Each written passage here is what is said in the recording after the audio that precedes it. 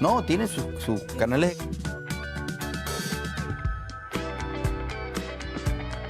Muy buenos días, bienvenidos a Café Expreso USIL. Un saludo a todos aquellos que nos siguen a través de la señal de Best Cable en el canal número 3, Best TV, y también a través de la web de Diario Expreso y también aquí a través de USIL TV.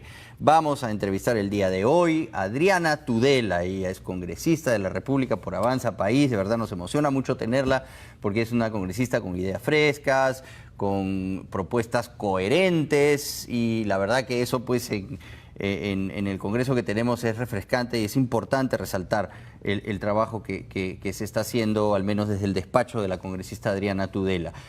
Vamos con esa entrevista en instantes.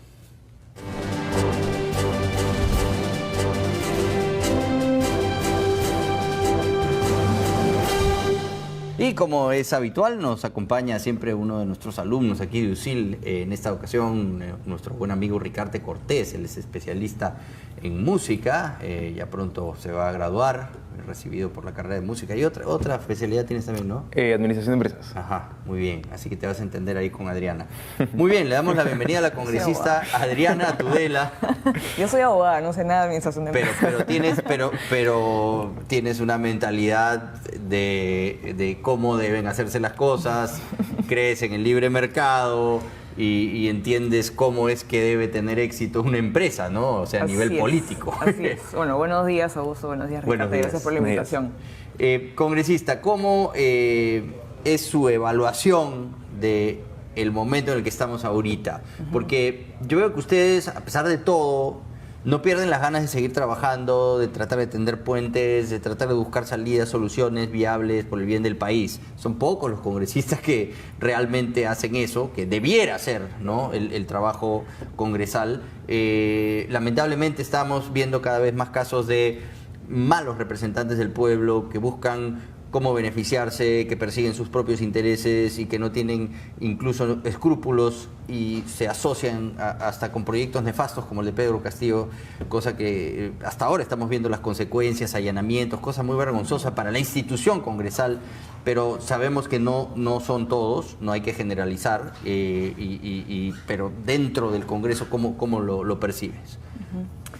Bueno, yo creo que lo que estamos viendo es resultado de una crisis institucional que no ha surgido de la noche a la mañana. No es que la crisis institucional ha surgido con la llegada de Pedro Castillo al poder, sino que creo que ha sido producto de una serie de sucesos, de medidas, de narrativas que se han venido difundiendo durante los últimos años, que creo han debilitado muchísimo a las instituciones. Eso ha llevado a que la política se vea degradada, y creo que lo que estamos viendo es un poco resultado de este tipo de medidas populistas que se han venido difundiendo durante los últimos años, y creo que nos estamos hundiendo en un ciclo populista del cual parece que no logramos salir, ¿no? Entonces, creo que el trabajo que tenemos que hacer dentro del Congreso es un poco luchar contra el populismo, que creo que es la principal amenaza que tenemos al frente y que creo es una amenaza real que sí puede terminar con el sistema democrático que tenemos, ¿no? Y finalmente el populismo justamente lo que busca es el deterioro institucional, porque las instituciones, el rol que cumplen es la de ser límites al poder político. Y el populismo lo que quiere es que no existan ningún tipo de límites al poder político para poder instaurar regímenes autoritarios o totalitarios. Claro, por eso es tan peligroso lo que está pasando ahora con digamos, hasta cierto punto un intento de desacreditar al Congreso, ¿no?, como una entidad válida en una democracia. Sí, y yo creo, bueno, evidentemente el Congreso como institución, digamos, trasciende a los miembros que puedan estar de paso por la institución, que cambian cada 5 años, y creo que como institución, e incluso los congresistas, no podemos estar eximidos de fiscalización y de críticas de parte de la prensa, de parte de la sociedad. Yo creo que eso es perfectamente válido y legítimo, ¿no? Pero lo que yo me refiero es que creo que en los últimos años sí ha habido digamos, varios intentos por debilitar al Congreso como institución, y voy, o sea, de frente a lo que hizo Martín Vizcarra, por ejemplo, ¿no? Creo que el cierre del Congreso, más allá de la discusión constitucional que puede existir alrededor de si estuvo bien o estuvo mal, yo creo que ya viéndolo en retrospectiva no le hizo bien a nuestra democracia. Yo creo que ese tipo de medidas lo que hacen es debilitar la institucionalidad del Congreso, el haber prohibido la reelección parlamentaria. Creo que también le ha hecho un enorme daño al Congreso, porque en el fondo lo que hace es bloquear el camino a la formación de nuevos liderazgos políticos, de nuevos cuadros políticos dentro de los partidos. Entonces yo no entiendo cómo alguien puede decir que se quiere fortalecer a los partidos políticos y al mismo tiempo prohibir la reelección. Pues. Cámbienlo. No, eso es un debate que yo creo que tenemos que tener dentro del Congreso. De hecho, yo planteaba un proyecto de reforma constitucional para volver a tener un sistema de reelección parlamentaria, pero con la posibilidad de que los ciudadanos puedan reelegir, digamos, elegir o reemplazar a sus parlamentarios mucho más frecuentemente. Yo lo que he planteado es recortar el periodo parlamentario a 2 años y medio con reelección, para que los ciudadanos puedan hacer una evaluación más frecuente del trabajo que están haciendo los congresistas y no tener que sentarse durante 5 años a esperar a que cambien los congresistas cuando sabemos que hay muchos que no están haciendo bien su trabajo y se quedan ahí 5 años. Hay muchas reformas políticas que debieran hacerse para corregir precisamente todo lo que ha quedado de esta reforma mal hecha o hecha a medias o hecha con malicia por parte de Martín Vizcarra. ¿Qué tan difícil es plantear, por ejemplo, una idea como esta y que haya consenso? Bueno, es que yo creo que es bien difícil y justamente porque esta narrativa digamos, anticongreso, que en el fondo lo que ha de los últimos años, no ahora, ¿no? Yo creo que en los últimos años ha habido esta narrativa de que el Congreso es malo, el Congreso que tenemos es el peor de la historia. Yo he escuchado que el Congreso es el peor de la historia con este Congreso, con el Congreso con todos, o sea, con el pasado, con el antepasado, con el que vino antes de ese. Entonces, esta narrativa no es nueva, ¿no? Y justamente como el Congreso cumple un rol de contrapeso frente al Ejecutivo, de fiscalización, lo cual nuevamente no quiere decir que el Congreso sea perfecto, creo yo que hay personas y fuerzas políticas interesadas en debilitar ese rol de contrapeso y de fiscalización. Entonces, combatir esta narrativa que ha sido hegemónica durante los últimos años es muy difícil. Y hablar de la reelección parlamentaria es sumamente impopular. Entonces, cuando las cosas son sumamente impopulares, es difícil lograr convencer a los congresistas. Claro, de que... ¿cree usted, congresista, que después de esa propuesta hay una avalancha que diga, los otorongos se quieren quedar, se quieren reelegir y que no sea bien aceptada por la opinión pública? Sí, lo cual creo que es absurdo porque uno no se reelige solo, ¿no? O sea, no, cuando se habla de los congresistas se reeligen como si uno solito pudiera volverse a poner... Ahora, los porcentajes de reelección eran bajos, eran creo que 20%, nada más. No superaban el 20%, sí. Entonces ni siquiera era un problema. Pero la reelección parlamentaria. Una base de congresistas veteranos que podían ¿no? construir, enseñar a los nuevos y ya tenías... digamos, exactamente, lo cual sucede en todas las democracias del mundo, salvo Costa Rica, si no me equivoco, no hay otro país, ni siquiera en la región, en donde se prohíba la reelección parlamentaria. Es un absurdo. Sobre todo porque la relación de representación entre la ciudadanía y los congresistas tiene que poder tener una proyección en el largo plazo, ¿no? Si uno solamente va a ejercer representación durante un periodo de chao, me voy a mi casa, eso genera malos incentivos para el congresista, porque finalmente puede aprobar cualquier cosa, por más populista que sea, para el aplauso inmediato, sin tener que asumir las consecuencias que eso puede tener en el futuro, porque ya no va a ser congresista. Entonces, eso, en el fondo, nos hunde más en el populismo. Y yo creo que estamos atravesando un momento de quiebre, ¿no? O sea, yo creo que se van a definir muchas cosas en los próximos años y desde el Congreso, y no solo desde el Congreso, sino desde la sociedad civil, la ciudadanía, la prensa, sí tenemos que abordar este problema con mucha responsabilidad y entender que no necesariamente lo popular va a ser lo correcto. Yo creo que muchas veces hay que hacer cosas que son correctas, que son necesarias, y tener la valentía de repente no ser aplaudido en lo inmediato, ¿no? Pero sabiendo que en el mediano y en el largo plazo va a ser algo positivo para el país. Ricardo.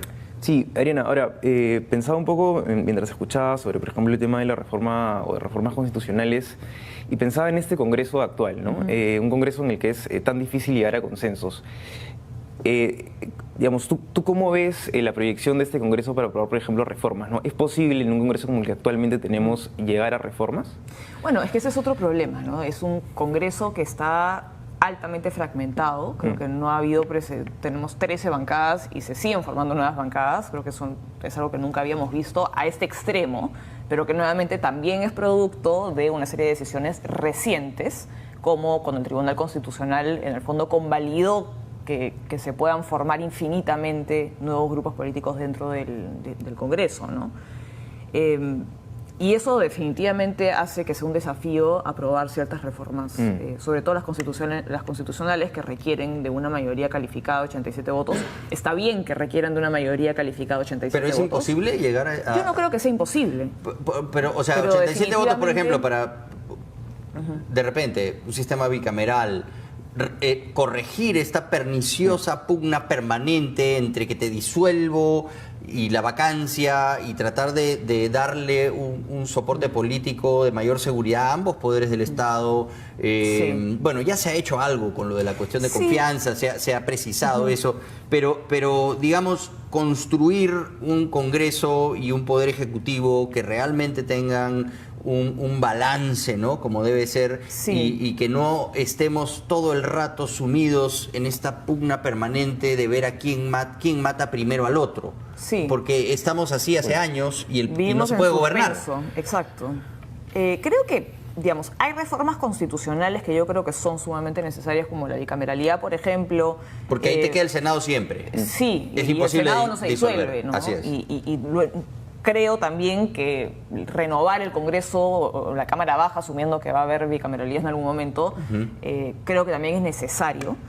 Pero hay que ampliar también, o sea, la representatividad está reducida. Y a eso tiene voy, que haber más. digamos, no todas las reformas que son necesarias son reformas constitucionales.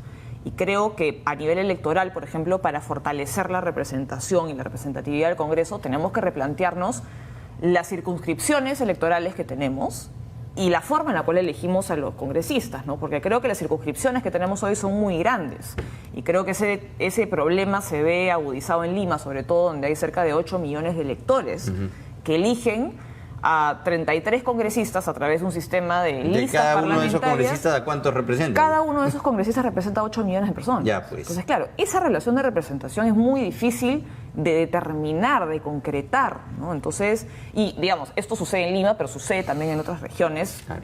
tal vez no tan grave, pero sí. Pero sucede. Nuevamente caemos congresistas en el mismo problema. Vamos a tener más congresistas, hay que pagarle sueldo a estos comechados, ¿me entiendes? Entonces empieza ahí nuevamente los ataques que no nos dejan salir adelante. Pero, no sé, el Congreso yo creo que tiene que mirar más allá de eso y hacer lo que se tiene que hacer. Hacer lo que se tiene que hacer. Porque la mejora se va a hacer evidente después. No recibamos los aplausos generalizados de la ciudadanía, pero son reformas que son necesarias si es que queremos que nuestro sistema democrático sobreviva a esto. Pero se van a hacer, por lo menos... Y a eso voy. Hay algunas reformas que son constitucionales que entiendo que representan un nivel de dificultad mayor, pero hay otras reformas pero bicameralidad no se le puede convencer. Legales. Bicameralidad no se lo puedes vender a todos. La bicameralidad yo creo que era algo, digamos, no obtuvo una votación tan mala. La primera vez que se votó obtuvo como 70 votos más o menos, no llegamos a los 87, pero finalmente es algo que podría retomarse si es que hay voluntad política. Y eso es algo que a mí me preocupa también, ¿no? que yo sí noto que en ciertas fuerzas políticas no existe realmente la voluntad de generar cambios. Y creo también que muchas veces, no siempre, ¿no? Pero detrás de digamos, este discurso antiparlamentario, que el Congreso es el peor de la historia, el Congreso no tiene legitimidad para aprobar ningún tipo de reforma, en el fondo lo que se esconden son intereses de quienes no quieren que absolutamente nada cambie. Porque finalmente el sistema tiene muchísimos efectos, pero los aprovechan mafias, pues. Ha beneficiado a ese vacío intereses, lo han llenado personas que lamentablemente nos están destruyendo. Sí. Y respecto, por ejemplo, a lo que mencionabas del equilibrio que tiene que existir entre el legislativo y el ejecutivo, que se ha visto tan alterado a raíz de las interpretaciones fácticas de las cuestiones de confianza y los cierres del Congreso, etcétera. Eso tampoco requiere una reforma constitucional. De hecho, nosotros ya dimos un primer paso, digamos, regulando el uso de la cuestión de confianza. Pero el siguiente paso es también una reforma legal, ni siquiera constitucional, básicamente señalando que si un ministro es censurado, no puede volver a formar parte de un gabinete durante el gobierno, durante los próximos 5 años dentro de un mismo quinquenio. Y si es crisis total de gabinete, tampoco. ¿Ningún ministro puede repetir? Porque para algo existe la figura de la censura y para algo existe la figura de la censura del gabinete. O sea, si hay crisis total, eso lo decía Mulder, me parece. Si hay crisis total de gabinete, Exactamente. Todos esos ministros quedan fuera, ya no puede juramentar ninguno más de esos. Si hay crisis total, todo el gabinete cae y ninguno puede repetir. Porque si no, ¿para qué ha caído el gabinete? Pero si sí puede están repetir. repitiendo, sí repiten, la mitad, más de la mitad repiten. Pero esa mala práctica, que también es reciente, en el fondo lo que hace es vaciar de contenido y sacarle la vuelta a la figura de la censura ministerial. Y deja al Congreso, en el fondo, sin su principal herramienta de control Pero eso político. lo pueden precisar adentro, nada más, como hicieron con la cuestión de Eso es una reforma confianza. que se puede hacer a Sí, nivel de la se ley orgánica interpreta, del Poder Ejecutivo, correcto. por ejemplo, que no requiere 87 votos. Y esas son las reformas que tenemos que empezar a aprobar. Empezar de repente por lo que es más fácil, que son estas reformas legales, y empezar a generar los consensos para poder aprobar reformas constitucionales que requieren de una mayoría calificada, o que podrían perfectamente algunas también ser llevadas a referéndum, ¿no? Claro. Ricardo, yo quiero saber qué es lo que le preocupa a la juventud. O sea, tienes acá al frente una congresista muy hábil, joven. ¿Cuántos años tiene usted? 34. 34 años, ¿ya? O sea, es el futuro de nuestro país. Y digamos, gracias a Dios que tenemos algunas luces, no como Adriana, en el Congreso. ¿Qué es lo que, como joven, te gustaría plantearle a una congresista como Adriana Tudela? A ver, empezar que por el hecho de que, claro, muchos de nosotros, en verdad creo que es algo bastante generalizado independientemente del tema de la edad, no vemos una salida, ¿no?, a toda esta crisis de la cual se viene arrastrando ya varios años atrás, ¿no? Ahora, yo también, ahora mientras os escuchaba y específicamente hablando del tema de las reformas, me preguntaba si también, y hablando con esto específicamente sobre el tema de la bicameralidad, me preguntaba si era el momento, ¿no? O sea, considerando toda esta convulsión social provocada justamente por el tema político, hablar de meter a más personas dentro del Congreso, cuando el Congreso está tan desistematizado en temas de reputación, ¿sería conveniente, o sea, en este momento en el que nos encontramos, plantear reformas constitucionales relacionadas a un tema de bicameralidad, es oportuno? Respecto a lo primero que dijiste, ¿no?, que no encontramos salida a la crisis, pienso que es importante buscar salidas a la crisis, pero entender que no existen fórmulas mágicas, ¿no?, varitas mágicas, como el adelanto de elecciones. Yo estoy a favor del adelanto de elecciones, pero creo que se tiene que llevar a cabo dentro de plazos razonables, con espacio para poder justamente debatir este tipo de cambios, ¿no? Pero no podemos aceptar que las salidas a las crisis institucionales sean más populismo, básicamente, y fórmulas mágicas que supuestamente van a solucionar todo, porque nuevamente creo que tenemos que aprender de la experiencia reciente y entender que lo que se nos suele vender como la fórmula mágica y la gran solución a todos los problemas suele generar más problemas todavía. Entonces, eso como número uno. Y luego, sobre si es oportuno o no, yo creo que nunca va a ser el momento, digamos. Nunca va a existir un momento perfecto para hacer lo que se tiene que hacer, para aprobar las reformas que son necesarias, peor aún si son impopulares, ¿no? Entonces, creo que yo no creo que vaya a llegar el momento ideal, el momento perfecto para aprobar una reforma como la bicameralidad, por ejemplo. Sí entiendo lo que vas, ¿no, Ricardo? De repente él dice, bueno, que bajen un poco las aguas, que se calmen, Claro, el país es estable y hacemos esa reforma. Pero si vemos el horizonte y lo que nos espera, yo creo que más bien eso difícilmente se va a dar. Y efectivamente, ¿no? Y era lo que le decía, congresista. O sea, ¿por qué no se empiezan a hacer las reformas como sea, para, al margen de cuándo sean las elecciones? Porque yo sé que ustedes lo que pedían era un espacio prudente y reformas específicas para mejorar la representación. Pero ¿por qué no empiezan ya a trabajar si parece que nos quedamos hasta el 2026? Bueno, no sé, ahora con los últimos escándalos que afloran en torno a Dina Boluarte, pero en todo caso esta vacancia que viene no va a prosperar, ¿no?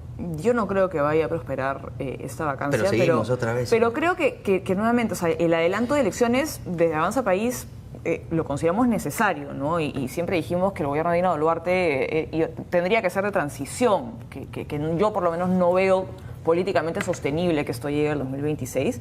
Pero el adelanto de elecciones tampoco puede ser un pretexto para no hacer nada más. No puede ser un pretexto ni para el Congreso, pero las reformas, ni para el ustedes plantean gobierno de Dina Boluarte. Reformas elementales, y esas se tienen que hacer para que la próxima elección sea por lo menos un poco mejor, ¿no? Eso se ha demorado mucho en la Comisión de Constitución, sobre todo en los últimos meses, que digamos el enfoque o la atención ha estado centrada en otras cosas.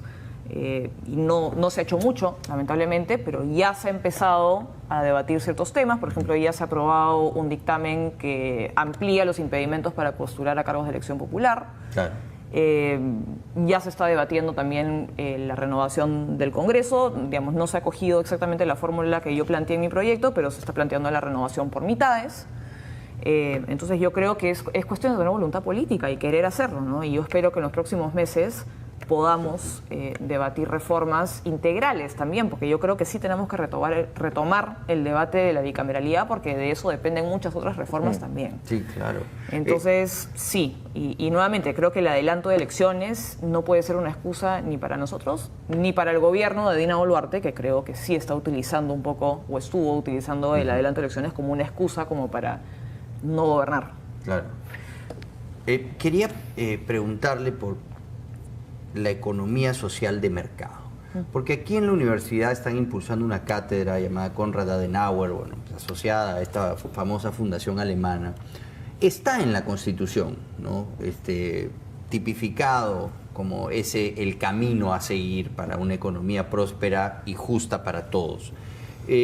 ¿Realmente se cumple esto? ¿Le parece que ese es el camino? ¿Qué críticas tendría? ¿Cómo debería nuestra economía funcionar para que tenga impacto donde más se necesita? Yo estoy absolutamente convencida de que la economía de mercado es el camino para combatir la pobreza y lograr que todos los peruanos puedan tener proyectos de vida que puedan desarrollar. Entonces, no me cabe duda. Y de hecho, el sistema económico que tenemos desde los 90 en adelante ha generado desarrollo y crecimiento como nunca antes habíamos tenido en nuestra historia, ¿no? Y ha representado que 6 millones de peruanos dejen de ser pobres y que 2 millones de peruanos dejen atrás la pobreza extrema. Es decir, ha tenido un impacto real y concreto en la vida de las personas. Ahora, eso no quiere decir que no hayan habido problemas, ¿no? Y creo yo que el principal problema ha sido que digamos, dinero que ha sido generado para los peruanos, y no solo para los peruanos, sino también como consecuencia para el Estado, no ha sido utilizado de la manera en que tenía que ser utilizado, porque algo que es importante señalar es que nuestra Constitución contempla una economía social de mercado, pero eso no quiere decir que el Estado no tenga ciertos roles que cumplir, como dar educación, tener un sistema de salud pública, seguridad, infraestructura, que vaya acompañando el desarrollo económico. Y lamentablemente el Estado no ha cumplido su parte y el presupuesto público del Estado ha ido creciendo y creciendo y creciendo a lo largo de los años como consecuencia del crecimiento económico, pero ese dinero no se ha visto traducido en mejores carreteras, no se ha visto traducido en mejores centros de salud, en mejores colegios. Entonces, creo que el problema es más que nada un problema de gestión de recursos públicos, ¿no? Yo creo que la economía de mercado ha dado resultados que son evidentes. O sea, digamos, yo no veo cómo uno podría negar que ha dado resultados positivos, ¿no? Bueno, de verdad, qué refrescante escuchar la congresista. ¿No? Tuviéramos 130, Adriana Tudela, ¿cómo se llama? Sí, es otra cosa. Bueno, gracias por haber por habernos regalado su valioso tiempo y venir a este foro académico. Nos parece importante que los jóvenes escuchen a los representantes que tienen una visión clara de lo que se tiene que hacer en el país y no claudican ante la presión y ante a veces el ruido propio de nuestro país, que lamentablemente le cuesta salir del subdesarrollo. Así que de verdad le agradecemos muchísimo y ha sido muy grato tenerla esta mañana. No, gracias a ustedes, encantada de estar en el programa. Muy bien, hacemos una breve pausa y volvemos con más aquí en Café Expreso. Sí.